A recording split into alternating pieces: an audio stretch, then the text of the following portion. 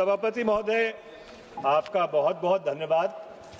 सभापति महोदय, चंडीगढ़ एक केंद्र शासित प्रदेश है और ये केंद्र सरकार के अधीन लगभग हर केंद्रीय बजट से चंडीगढ़ को 6,500 से 6,900 करोड़ रुपया आवंटित होता है। बहुत दुर्भाग्यपूर्ण बात है सभापति महोदय कि अक्टूबर 2026 से चंडीगढ़ में सोशल सिक्योरिटी पेंशन का कोई आवंटन नहीं हुआ।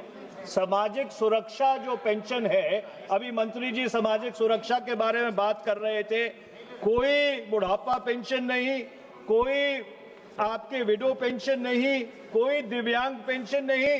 कहा यह जाता है कि बजट नहीं है, अगली बार पैसा आएगा तो मई में यह आवंटन किया जाएगा। और चंडीगढ़ में सबसे कम सोशल सिक्योरिटी पेंशन है, 1,000 रुपए है, जहां की पंजाब में 1,500 रुपए है, हरियाणा में 3,500 रुपए है।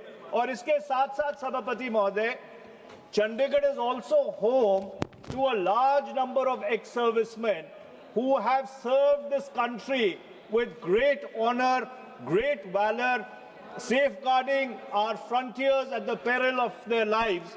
And it is extremely unfortunate that in the Finance Bill 2026, para 108, page 88, the income tax exemption on service element plus disability has been restricted to only those servicemen who've been invalidated out of service.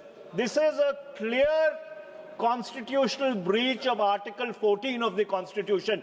धारा 14 जो भारत के संविधान की है, उसका सीधा सीधा ये उल्लंघन है।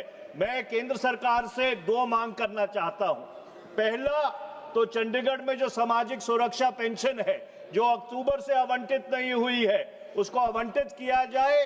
और जब फाइनेंस बिल पर इस सदन में चर्चा हो तो वित्त मंत्री को ये जो आईटी एग्जम्पशन है, सर्विस एलिमेंट प्लस डिसेबिलिटी पे, वो इनकम टैक्स एग्जम्पशन पूरी तरह से रिस्टोर करनी चाहिए। इसी से ये हमारे जो सेवा कर्मी है, जो अपनी जान जोखिम में डालकर इस देश की सुरक्षा और हिफाजत करते हैं, उनकी जो इज्जत और आबरू है वो दोबारा से बरकरार होगी। आपका बहुत बहुत धन्यवाद सभापति महोदय।